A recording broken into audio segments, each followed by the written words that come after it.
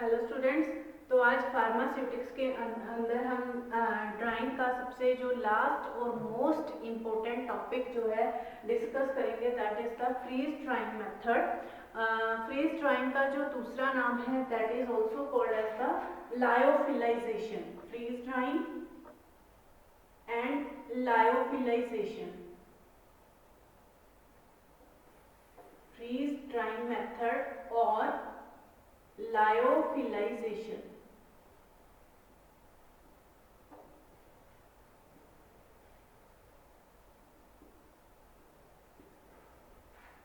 तो freeze drying जो method है, सबसे पहले तो जो हमने लास्ट टॉपिक के अंदर जो पढ़े थे that is the tray dryer, vacuum dryer या जो भी हमने पढ़े हैं उसके अंदर, उनके अंदर जो हमने स्टडी किया था यही कि जो मॉइस्चर कंटेंट को रिमूव करने के डिफरेंट डिफरेंट मेथड हैं। तो जो फ्रीज ड्राइंग मेथड है, फ्रीज ड्राइंग मेथड में जैसे ये नाम से ही क्लियर है कि फ्रीज ड्राइंग मेथड उन ड्रग्स के लिए हम स्पेशली यूज करते हैं जिन ड्रग्स को हम हीट नहीं कर सकते। जैसे कुछ ड्रग्स होती हैं, जैसे अगर हम बात करें कुछ बायोलॉजिकल सब्सटेंसेस हैं, कुछ एंजाइम्स हैं, या कुछ हार्मोन्स की प्रिपरेशंस हैं, या बहुत सारी ऐसी प्रिपरेशंस होती हैं जो थर्मोलेबाइल होती हैं, उनको हम हीट नहीं कर सकते।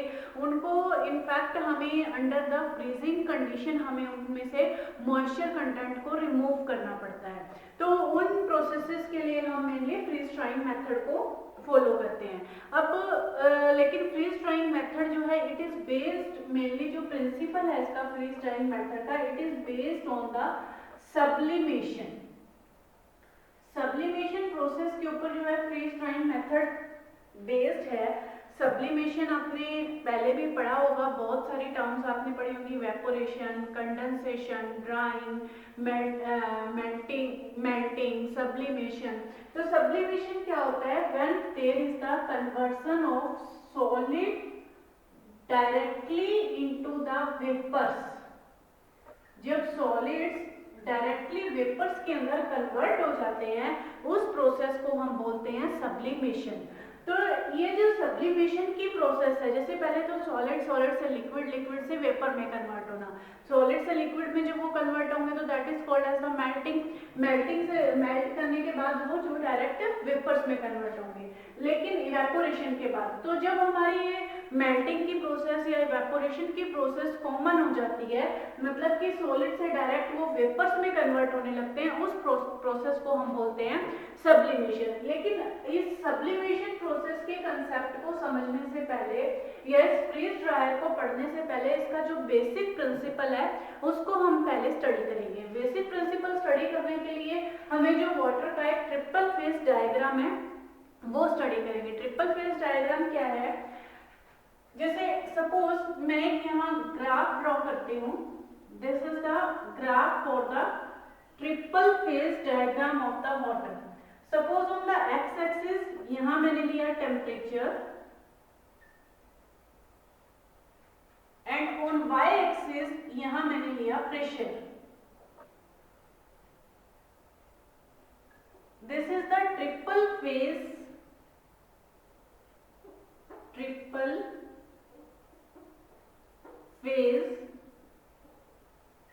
Diagram of water.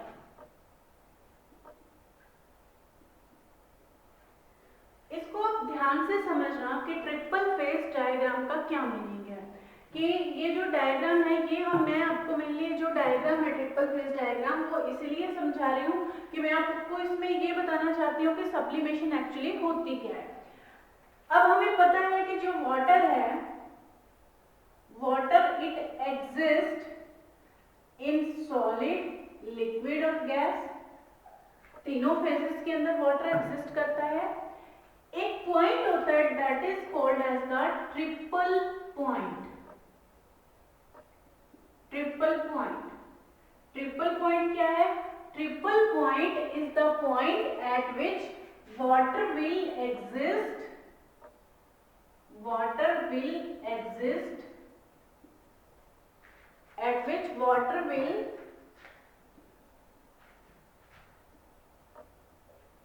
exist on 3 stages.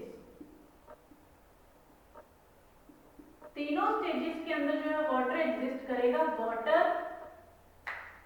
Water इसका मतलब ice is in equilibrium with liquid is in equilibrium with vapours, यानी वाटर जब तीनों स्टेजेस के अंदर एग्जिस्ट करता है that is called as the triple point. अब ये ट्रिपल पॉइंट कहाँ है?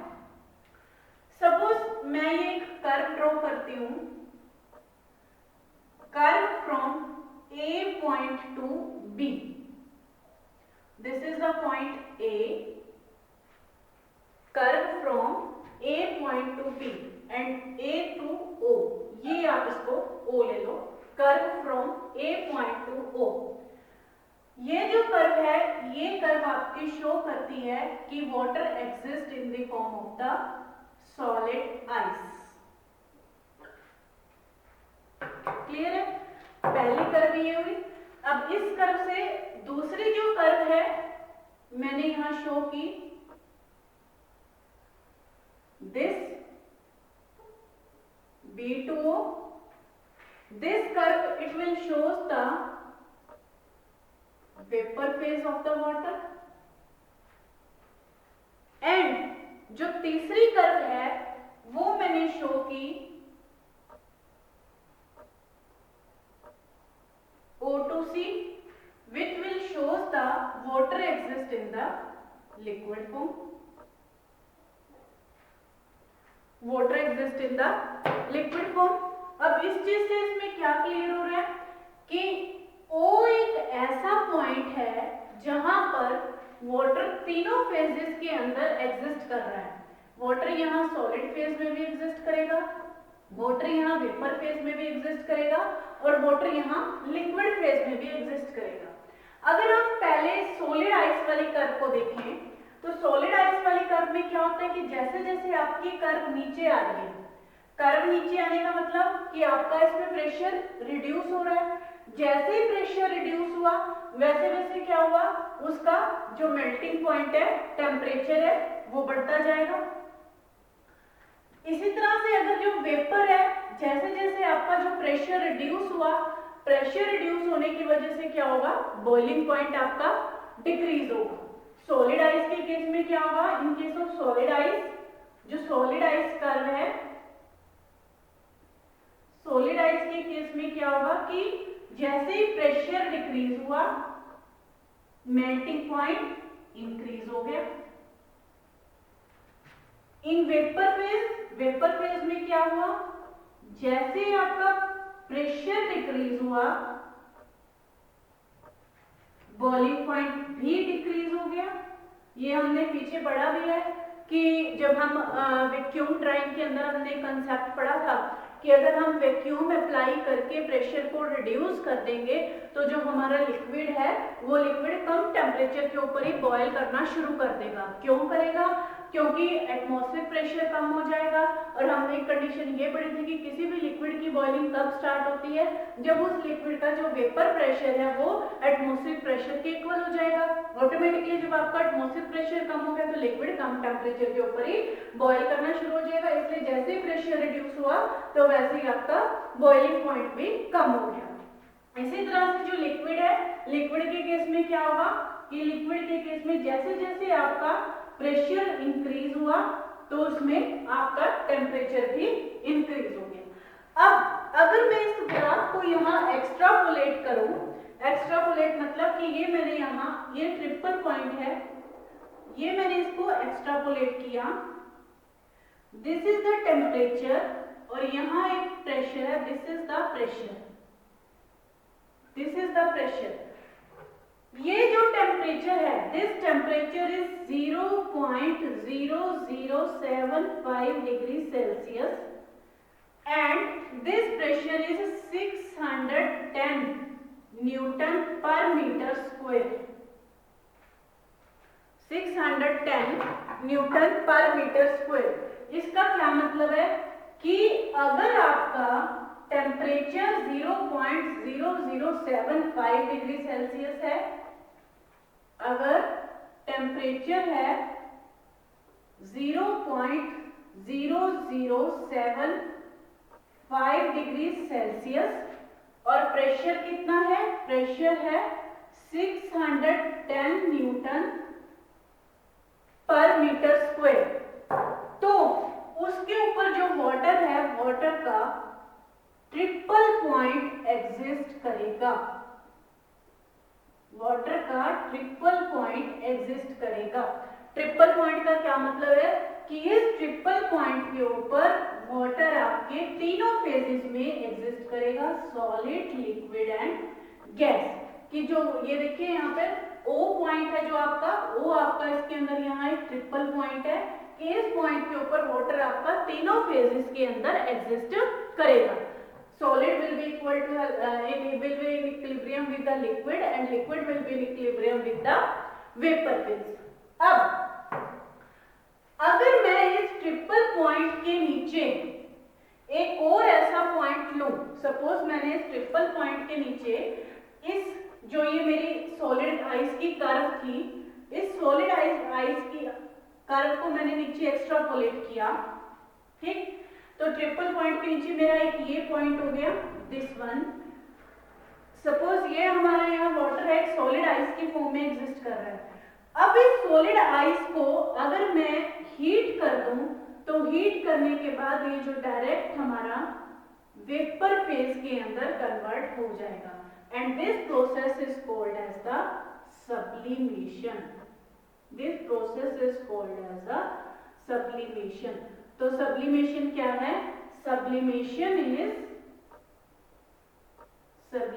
क्या हुई? Sublimation is the direct conversion of the solid ice या solid form into the liquid form is called as the sublimation process. और इस पॉइंट को हम क्या बोलते हैं? दिस पॉइंट जहां पे सब्लिमेशन होती है, that point is called as the eutectic point. Eutectic point, क्योंकि हमें पता है कि जो वाटर है, जो प्यूरिफाइड वाटर है, जो हम फार्मास्यूटिकल सब्सटेंसेस के अंदर यूज करते हैं, अब फार्मास्यूटिकल प्रिपरेशन बनाई हुई है तो उस वाटर के अंदर बहुत सारे डिसॉल्व्ड मटेरियल भी होंगे। तो डिसॉल्व्ड मटेरियल होने की वजह से क्या होगा कि उसके अंदर जो वाटर का जो ये ट्रिपल पॉइंट है, ट्रिपल पॉइंट्स की वैल्यू कुछ डिप्रेस हो जाएगी।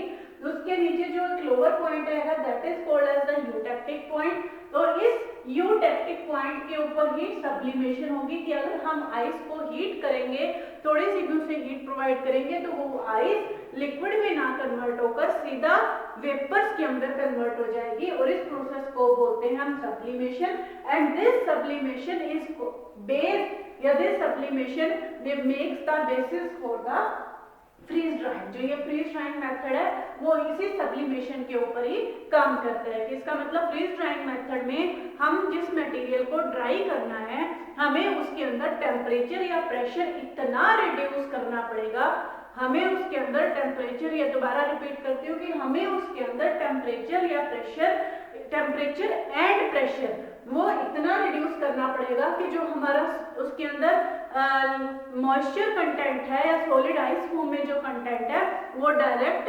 वेपराइज हो जाए, वो लिक्विड फॉर्म में ना कन्वर्ट हो। उसके लिए हमें क्या करना पड़ेगा? उस मटेरियल को यूटेक्टिक पॉइंट तक लेके आना पड़ेगा ताकि उसकी डायरेक्ट सब्लिमेशन हो जाए। तो this is the basis for the freeze drying method. मेरे ख्याल से ये क्लियर हो गया होगा यहाँ पे। तो वाटर का जो ट्रिपल पॉइंट है, ये चीज आप याद रखना कि वाटर का जो ट्रिपल पॉइंट है हमेशा 0.0075 degree Celsius temperature at 610 Newton पर मीटर स्क्वायर के ऊपर वाटर का ट्रिपल पॉइंट एग्जिस्ट करता है। ये था वाटर का ट्रिपल फेज डायग्राम। ये मैंने आपको इसलिए समझाया ताकि आप उसको उसमें आपको इसके में ट्रिपल पॉइंट का कंसेप्ट, यूटेक्टिक पॉइंट का कंसेप्ट और सब्लिमेशन का कंसेप्ट इसके अंदर आपको क्लियर हो जाए। अब हम डिस्कस करते हैं आगे freeze dryer. What is the freeze dryer?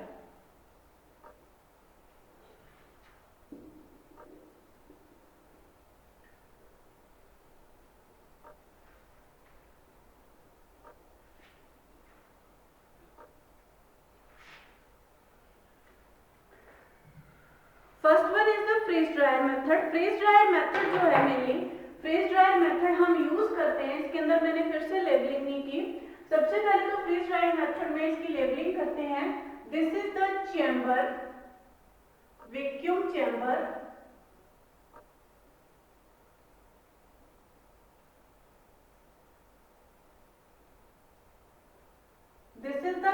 moisture.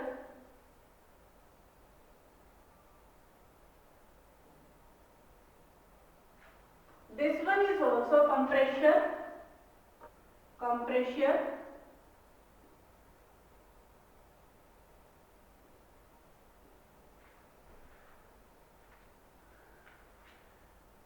This is the material, ये वो मटेरियल है जिसको आपने ड्राई करना है, मटेरियल टू बी ड्राई। जिस मटेरियल को आपने ड्राई करना है ये वो मटेरियल है। ये है आपका कंडेंसर,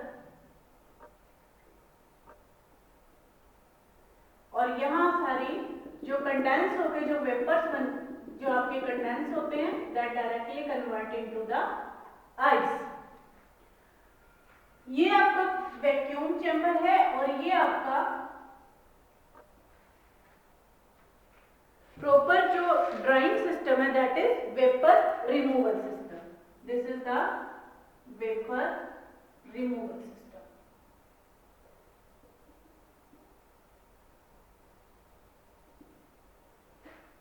तो डिस्कस करते हैं इसमें सबसे पहले फ्रीज ड्राइंग मेथड। जो फ्रीज ड्राइंग मेथड है, फ्रीज ड्राइंग मेथड मेनली उन सब्सटेंसेस के लिए, उन ड्रग्स के लिए यूज किया जाता है जो बहुत ही ज्यादा एक्सपेंसिव ड्रग्स होती हैं, बहुत ही ज्यादा सेंसिटिव मटेरियल है, जिसके लिए हम जो simple tray dryer, vacuum dryer या वो वाले ड्रायर हम जिसके अंदर या स्टीम जैकेटेड ड्रायर है वो यूज नहीं कर सकते। तो स्टीम ड्रायर फ्रीज ड्रायर के लिए जो मेनली पहले इसके जो एपरेटस के पार्ट हैं, first one is the vacuum chamber. First one is the vacuum chamber. जो इसके अंदर वैक्यूम चैम्बर है, vacuum chamber is the this one. इस पोर्शन को हमने यहाँ वैक्यूम चैम्बर बोला हुआ है। इसके अंदर वैक्यूम चैम्बर के अंदर हम उस मटेरियल को रखेंगे जिस मटेरियल को हमने यहाँ ड्राई करना है। इसको वैक्यूम चैम्बर यहाँ it is connected with the compressor also and this is the one source of the heat. यहाँ ये रेडिएशन जो सोर्स ऑफ द हीट है वो प्रोवाइड की गई है और इसको हमने डायरेक्टली एक कंडेंसर के साथ अटैच किया हुआ है। कंडेंसर को हमने यहाँ वैक्यूम पंप के साथ अटैच किया हुआ है। पर वैक्यूम पंप के साथ अटैच करने का पर्पस वही है कि इसके अंदर हमने प्रेशर को रिड्यूस करना है। तो vacuum chamber is the chamber where the material has to be placed from which the moisture content has to be removed by the process of freeze drying or by the process of the sublimation. Next is the heat source. जो इसके अंदर heat source है, हम radiations के through heat provide करते हैं। Heat source, heat is provided with the help of the radiations. Third one is the vacuum pump. Vacuum pump यहाँ जो है मैं प्रेशर रिड्यूस करने के लिए इसके साथ वैक्यूम पंप अप्लाई किया हुआ है। Fourth one is the condenser with compressor. Condenser with compressor, ये जो है कंडेंसर विद कंप्रेसर, इसी को हमने क्या बोला हुआ है, it is called as the vapour removal system. It is called as the vapour removal system, क्योंकि जो वेपर्स हैं या जो मॉइस्चर्स हैं उनको रिमूव करने में तो इसी पोर्शन का मेनली पार्ट है, इसी पोर्शन, यही पोर्शन मेनली रोल प्ले कर रहा है। तो इसलिए हम इसको बोला हुआ है वेपर रिमूवल सिस्टम। तो अब इसकी वर्किंग कैसे होगी? मेनली जो वैक्यूम फ्रीज ड्रायर है, फ्रीज ड्रायर मेनली दो पार्ट्स में वर्किंग करता है, दो तरह से वर्किंग करता है। First is the static drying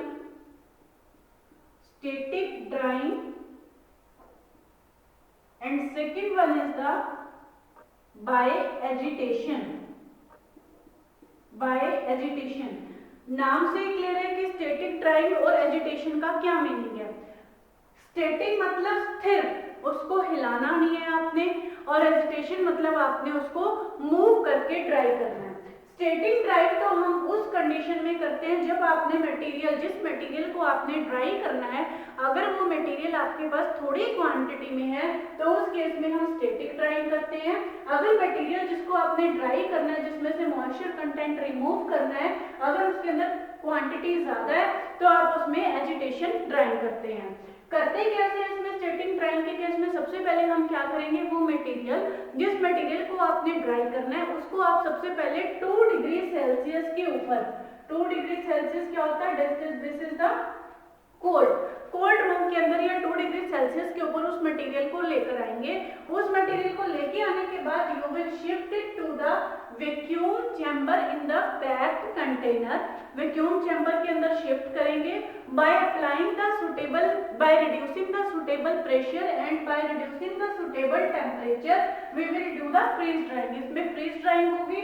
freeze drying के कारण क्या होगा, जो उसमें वेपर्स होंगे वो वेपर्स यहाँ लिक्विड में ना कन्वर्ट होके डायरेक्ट जो है वो वेपर्स आपके सीधा आइस के अंदर कन्वर्ट हो जाएंगे। सब्लिमेशन वही है कि from the liquid to directly ice to vapour और फ्रॉम द वेपर टू, ये this is called as the sublimation process. यहाँ सब्लिमेशन प्रोसेस होगी। अब जो यहाँ पे ये आइस है, जब यहाँ आइस कलेक्ट होगी तो इसको साथ के साथ यहाँ से इजीली रिमूव भी किया जाएगा बीच बीच में, ऑपरेशन के बीच में। और ये सारा जो सिस्टम है पूरा लॉक्ड सिस्टम है, ये बार बार इसको ओपन नहीं किया जाता। तो दिस इज द वैक्यूम, ये जो है स्टैटिक ड्राइंग। इसके बाद जब आपका वो उसमें से मटेरियल स्टैटिक ड्राइंग की जो ये प्रोसीजर जब इसमें कंप्लीट हो जाएगी, जब उस मटेरियल को हम बाहर निकालते हैं तो उस मटेरियल के अंदर जो मॉइस्चर कंटेंट है it is about the less than 1%। तो उस मॉइस्चर कंटेंट को हम कैसे रिमूव कर सकते हैं, it can be removed with the help of the desiccator. Desiccator एक कांच का कुछ इस तरह से, अगर लैब में आप लोगों ने देखा भी होगा, शायद अपनी केमिस्ट्री लैब में पढ़े होते हैं, ये इस तरह से केमिस्ट्री लैब्स में आपके थोड़ा एक ग्लास के पड़े होते हैं डेसिकेटर, इस तरह से कुछ है पड़े, ये कांच का apparatus है और इसके ऊपर यहाँ ऊपर एक लिड लगी होती है और यहाँ इसमें जो हम मटेरियल फिल करते हैं, ये मटेरियल इसके अंदर होता है सिलिका जेल। सिलिका जेल का मेनली काम यही होता है कि ये जो इसमें मटेरियल है उसके अंदर जो भी आपका मॉइस्चर होता है उस मॉइस्चर को ये एब्जॉर्ब कर लेता है। तो डेसिकेटर से हम इसकी कंप्लीटली ड्राइंग करेंगे। एजिटेशन के केस में हम क्या करते हैं कि जो हमारा कंटेनर है उसमें एजिटेट करता जाएगा, स्पिन करता जाएगा और स्पिन करने के कारण मटेरियल जब ज्यादा होता है उसके इसमें एजिटेशन करते हैं और उसकी फास्ट ड्राइंग हो जाती है। तो ये जो दोनों प्रोसीजर हैं, ये दोनों प्रोसीजर ही आपके फ्रीज ड्रायर के अंदर या फ्रीज ड्राइंग मेथड के अंदर कंटिन्यू होते हैं। मेनली इसको हम यूज करते कहाँ हैं, इन केस ऑफ एंटीबायोटिक्स। अगर आपने सपोज कोई एंटीबायोटिक्स है उनको मॉइस्चर रिमूव करना है, in case of enzyme preparations, in case of hormonal preparations, कोई भी अगर सपोज बायोलॉजिकल प्रोडक्ट्स हैं, बायोलॉजिकल प्रोडक्ट्स में जैसे आप इसमें एग्जांपल दे सकते हो वैक्सीन का, सीरा का, ये सारे के सारे बायोलॉजिकल प्रोडक्ट्स के एग्जांपल्स हैं।